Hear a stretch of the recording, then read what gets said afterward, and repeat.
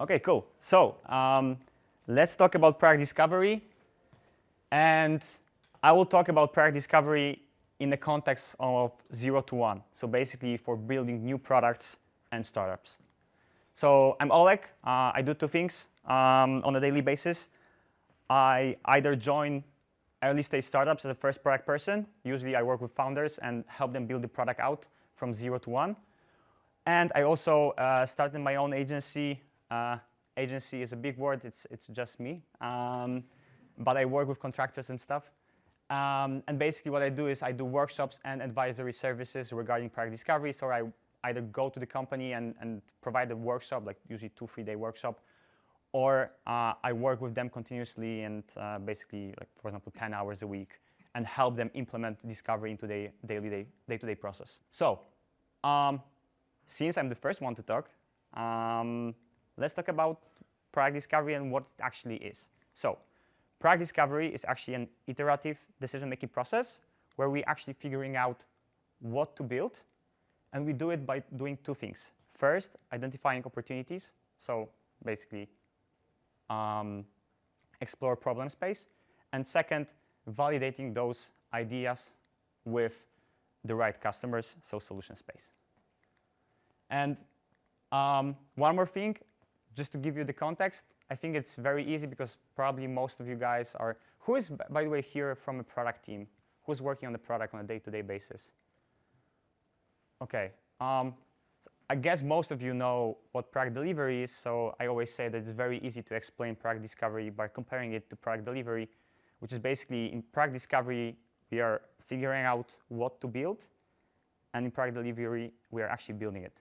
So that's basically the difference. So in delivery, we are focusing on shipping, on building and shipping fast, and in discovery, we are actually focusing on learning fast and mitigating risks.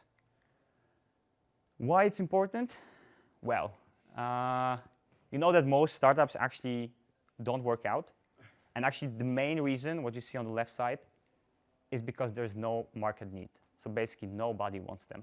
Nobody wants the product that the founders came up with because it was a brilliant product in their head.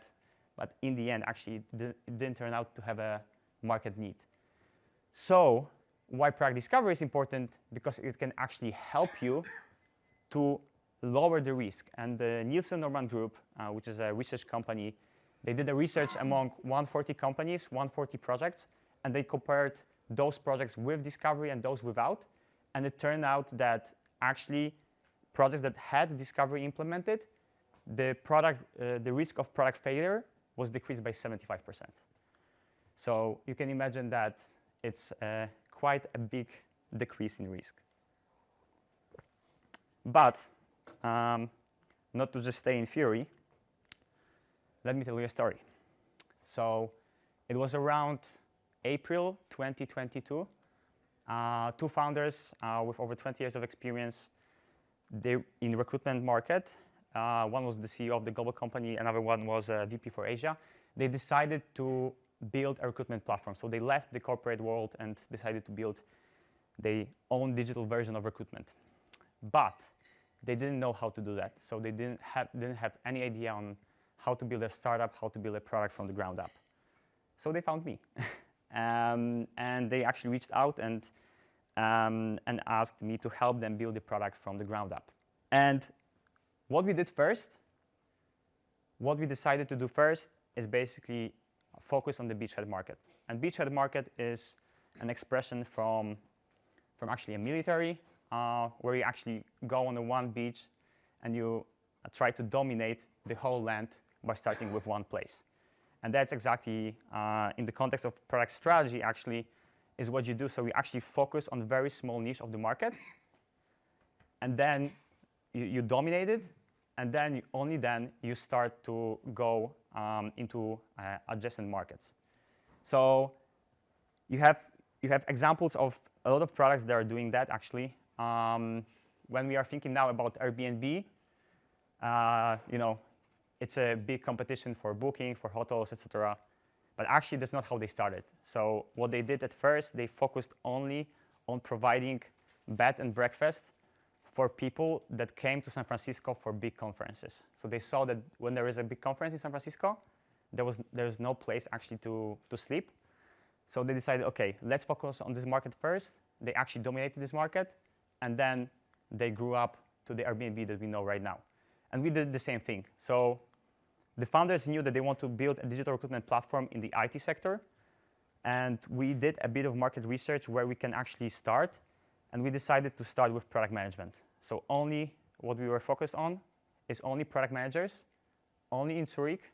And we also defined that we want to focus on product managers with a lot of experience, around 3 to 5 years, that already have a leadership experience and would like to take over and join a scale-up, so a fast-growing company, and basically be a first product leader there. And in Zurich, there were only 500 people like that. And I will talk about it later, but what actually happened is from those 500, we were able to reach 360 of them, and 100 of them joined our community. So by focusing on a small niche market, so we were able to dominate it and only then go into design and sales roles. So what we did then, we actually talked to our target customers. So we reached out mainly via LinkedIn to PMs within our persona, within a proto persona, so our kind of definition of who our customer can be. And we focused only on PMs that recently changed jobs, like within like a month or two. So they actually know what to talk about. And why we did that? Because we wanted to understand them and their needs. And because of that, thanks to that we actually conducted interviews with them. So we were basically asking them, hey, I saw last month you changed job from X company to Y company. Could you tell me why did you change? And then we were also asking, could you describe me the process of actually looking for a job? And due to that, we learned about two things. So who they are, so more or less who our customer can be, but also we learned about their needs and problems. And in terms of who the customer actually was at the very beginning, it turned out that those product leaders, they're usually people that are really good at their job, and they want to change job because of two reasons. One is salary. So the company that they're currently starting at is not actually giving them the salary, and they are kind of reluctant to actually talk about it. And second, they don't have growth opportunities. So basically, there is some kind of a head of product leader above them, and there will be no opportunity within the next 2 years to actually become a product leader. So that were kind of more of the triggers why they wanted to change jobs. But we also learned a lot about the problems. And me not being from Switzerland, I learned a lot about different weird stuff. Like, for example, in Poland, we have right now Just Join IT, right? Or no fluff jobs where actually salary range is a normal stuff to add to the JD. In Switzerland, it's not the case. I was talking to people that actually were in the 2 or 3 month recruitment processes, and they only learned about the salary range at the very end. So after 3 months, it turned out, okay, actually the salary is 30% off, for example, for what I expected. So based on that, based on understanding those needs and problems, we're actually able to define the solution that would work for them. So first tip today is ask your customers to tell their stories. So that's a simplification, of course, but you can do it in 2 steps. First, recruit those target customers for 20-minute talk. You can do it, basically try to understand where they are. For B2C products, usually there is some kind of a Facebook group or Reddit that where customers are actually talking about the problems that you're trying to solve. Second, for B2B products, usually you can find people on LinkedIn via post, via ad, or even via the event, right? You can actually check, for example, you want to build a tool within product discovery, so you can check who was here today, and then reach out and talk to them. And how to talk to them? Conduct story-based interviews, which is basically, as I told you about the recruitment platform, just ask them, hey, tell me about the last time you performed a specific job. When I was working on the payroll tool, I was meeting with HR managers of like small, medium companies And usually I was meeting them around 15th of the month because I knew that they had to close the payroll on 10th. So I was just asking them, hey, could you? I know that you just finished doing payroll for the month of September. Could you walk me through the process? Could you tell me how you did it? And one tip here at the bottom: usually, if your persona is well defined, after 5-8 interviews, you will actually see a pattern occurring. So you will see that staffs are repeating. So it's not necessarily about quantity, it's about quality. And what we did next, we actually ideated on the solution. So we created, you can call it MVP. Basically, we created the first version, still without developers. We actually hired our CTO after half a year only. But we set up ads on different platforms. So this is more like marketing part, but not product part. But so we set up ads on different platforms, on Meta, on LinkedIn, on Google, and also created landing page. And what you can see here is contact us via WhatsApp, because that was actually our no-code solution for the MVP. So we didn't create actually the recruitment platform. What we did is we used the tool called ManyChat, which helps you to create automated flow in WhatsApp. So people were clicking on WhatsApp on our landing page. They were redirected to WhatsApp. They actually had automated conversation first, kind of like onboarding.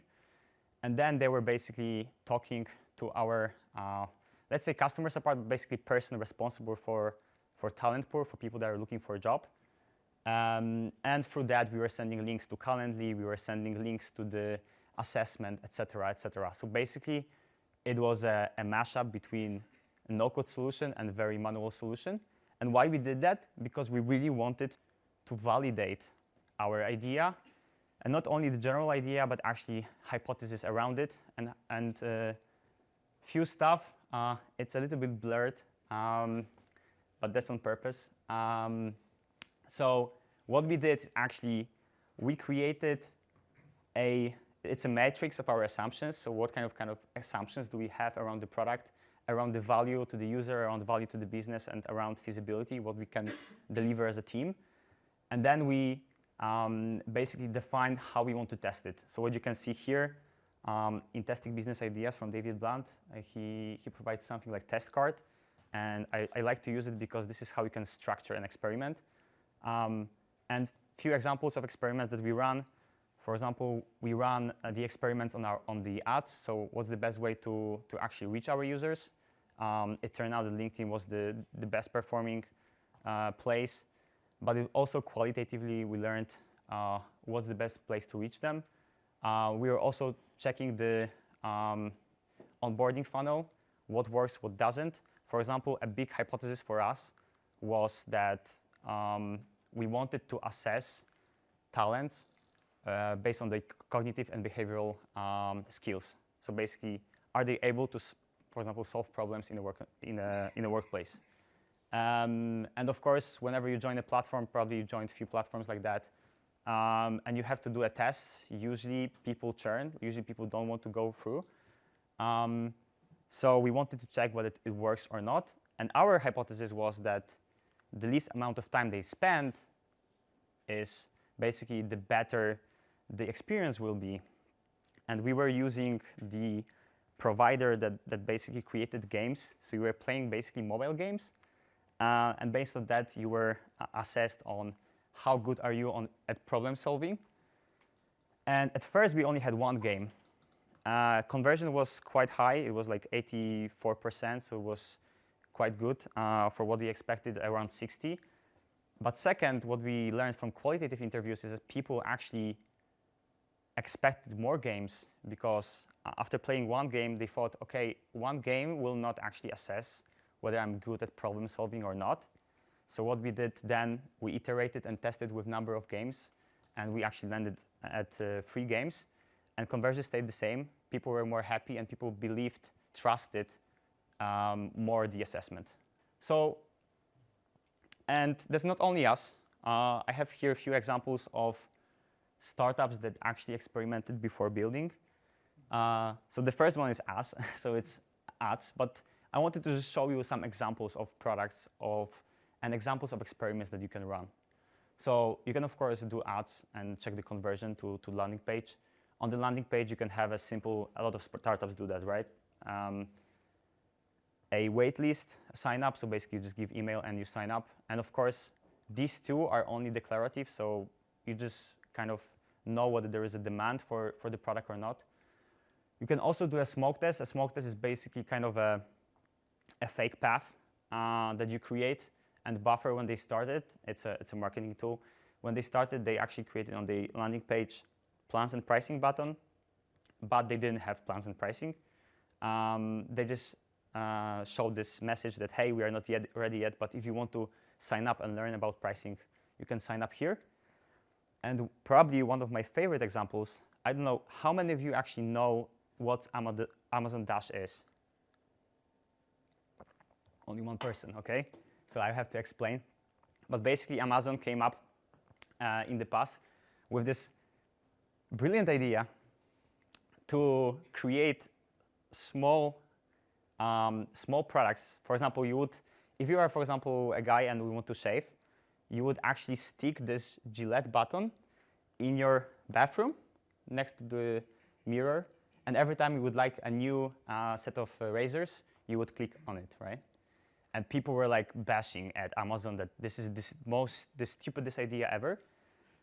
But actually, it was an experiment for them for Amazon Prime one-click order. So that's why they did it. They actually wanted to check whether people would actually use one-click order at Amazon website. And last but not least, concierge. Concierge is basically you do a service before you build a product. And this is an example of DoorDash, which is American version of Uber Eats or Glovo. And what they did, they basically picked few restaurants from the area. They put it on the website. And whenever somebody checked the restaurant and the meal, they basically went to the restaurant, they bought it, and they delivered it to the person. So they tested the idea without having the product. Same happened with Zappos. I don't know if you know Zappos, but basically it's the original idea for Zalando. Zappos started in the US, and then Rocket Internet built a copy of it in Europe. And Zappos did the same. So the founder of Zappos actually was going around physical stores with shoes in his area. He took photos of it, he put it on the website, and whenever somebody ordered the shoes, he was going to the shop and bought them, and then send it to the customer.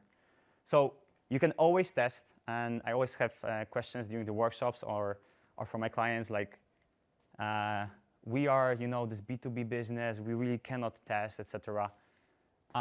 You can test everything. So you can. So here are the examples, and if you want to talk later on, I have even more.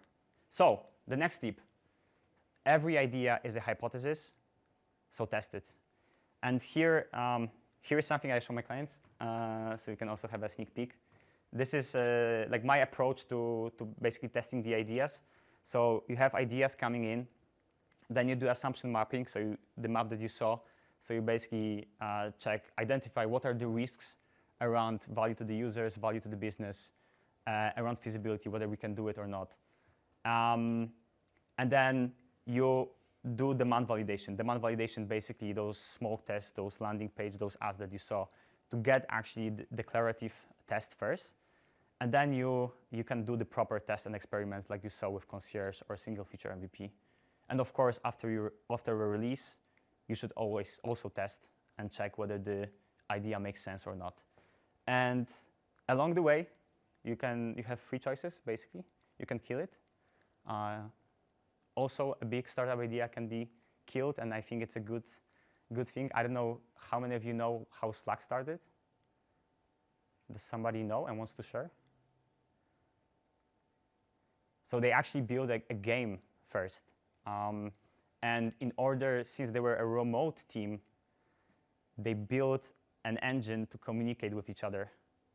And after the game didn't work out, they told their investors, you know what, we are going to kill the game, but we actually built a nice product, a nice messaging product to talk to the team. So that's how they actually pivoted from a game to a Slack that we know right now. So yeah, if you go through this whole process, Of course, you don't have to go through this whole process end to end always. Sometimes you can get enough evidence with just one type of experiment, but this is the proposal. And you can leverage product discovery along the way to achieve problem-solution fit. So as I told before, start with the beachhead market. So start with focus on specific niche. Then do kind of a problem discovery, talk to your customers, do a synthesis of those insights, then create some kind of an MVP, some kind of a solution prototype, and then test it with customers. And usually for startups, the problem solution fit can take 3 to 6 months. So after that, you can actually go further, and discovery, I just want to tell you right now that discovery will help you beyond problem solution fit. And this is a good segue to what Karol will talk about, because you can still implement product discovery in your company and then do it continuously as you go to product market fit and even beyond what Karol will talk about. So how to implement continuous product discovery at a mature organization. So thanks a lot for today. If you want to reach out, here's my LinkedIn. And yeah, or you can check out the website, and yeah, I'm open for Q&A. So at the beginning, you said you did some research and decided to on product managers in Zurich. Yeah. And can you share more about what kind of research did you do to end up with product managers? Yeah, you mean the market research? Yes. Yeah. So we basically checked first what kind of platforms are out there. It turned out that like for software developers, the market is actually quite crowded. And the founders had a vision to not only stay in Switzerland, but actually go beyond. There were so many platforms for software engineers, so we decided to stay away from that. And product managers was actually not, there was no solution for product managers, one. Second, we knew that there are quite a lot of them, so we actually asked our marketing guys to check how many people are on LinkedIn. And that was a big factor because product managers are usually a very close community that's active on LinkedIn, that's active in local events, as you can see here, and on different product events. And basically we decided, okay, if we want to build a strong community first, because that's what we did, we focused actually on the talent side only, not on employers looking for employees. But we actually first built a strong community. We're doing the meetups, etc. Our hypothesis, because that's a good word, it was hypothesis, was that with product managers, it would be the easiest. But of course, then we interviewed them, etc. And the interviews actually confirmed that there are a lot of problems in recruitment for product management. Thanks. Okay, I have a question here because you said that the people had to play a game, yeah, and not only one but few games. And I'm curious because you also made some hypotheses about that. What are the results of the game? And because you said that it will show, yeah, that if somebody is engaged or not engaged, yeah, and if we will be good in solving the problem or not. So I'm curious. What are the results, and based on that, how you adapt the tool, or you predict that somebody will be good in solving problems? Yeah. So of course the presentation was quite fast. I had 20 minutes, but I could talk about this whole assessment for like whole day. But we found one provider that was actually research based. They had like a lot of research papers confirming that those games are actually confirming those specific skills. And depending on the role, so they actually even had the distinction that for product managers, they would have to play those and those games. And they would tell us about how they communicate, how they solve problems, etc. So there was also something around pattern recognition. I don't remember every aspect of it, but basically at the end, so you would have to, like one game, for example, was you would have like different types of animals, and you would see that one animal eats another one if they stay alone on this side of the river, and you have to put them on the boat, and they have to go on the other side. So and this game, I think it was checking the problem-solving skills, if I'm correct. I don't know if that was your question. Yeah, and who built the games? So that's why we decided to go for the external provider. So we actually use the external provider, and in this no-code setup, it was so easy because we were just sending through WhatsApp a link to the game. Of course, later on, when we built the product, when we hired the CTO, when we hired the engineers, and we actually built a custom platform, we integrated the assessment in our platform. But at first, it was just a link to the external platform. Thank you. Do you have paywalls in your product discoveries? Do you have any paywalls in your product discovery? Because a lot of hypotheses can be passed by through the games, by through the everything, but not through the money, because nobody wants to pay when you're ready to get money. Sure. So checking the price, of course, it's a big factor. Today I focus on the case of talent. So I was talking about candidates that are looking for a job. But of course, we tested a lot on the employer side, and this was basically a business model. So the business model was kind of like recruitment, that employers pay for a successful hire. So once we actually reach, so it's not a job board model, but it's a recruitment model when you pay for a successful hire. You can do different tests. For example, on landing page, you can show the pricing, show the value proposition of each of the pricing, and then check how many people, like what converts the most. But that's only declarative. From my perspective, the best way to actually test the pricing is to actually sell. So you can do it through sales pitches. If in the context of B2B, you can also, for example, for B2C products, what's very popular, it's crowdfunding, right? So we actually, before you build the product, you put a crowdfunding campaign, and you check, okay, do people actually buy it? And it's actually great because I think you have to deliver a product on crowdfunding platform only up to a year or something. So you don't have to build anything. You have to, of course, you have to spend a lot on marketing. But there is a great example from Wrocław, Awaken Realms, which is a board game studio. Every game they release, they actually release through crowdfunding, and they're so great at it that it's always like beyond expectation. So for me, in terms of to test the pricing, you have to sell it. But of course, for sure, there are like pricing experts that are better at it, and maybe they have another methodology to test it. Thank you. When you were talking about payroll software and the interviews on 15th instead of 10th, after the 10th, how do you locate the people to talk to, and how do you motivate the people to talk to you actually? Yeah. So the first step was easy. I just checked my network. I basically went to LinkedIn and looked for HR managers that usually in those small, medium companies are taking care of payroll. And in terms of how to moderate the interview, basically how I showed you in the tip, I cannot go back, right? But it doesn't matter. Like, it's kind of like talking to a friend. Like, hey, I know that you just finished your month. You were actually preparing payroll for the month of September. Could you tell me like what you did? And then will tell me the story like step by step. What were they doing? And actually, it's a nice example with payroll because I had no idea, but it turned out after like many interviews, I think I did like up to 20 interviews. It turned out that on average, to prepare the payroll for a company of 20, 50 people, it takes 5 days for HR manager to do that, which is huge. If you think about 21 working days, and HR manager should actually focus on people management, not on admin stuff.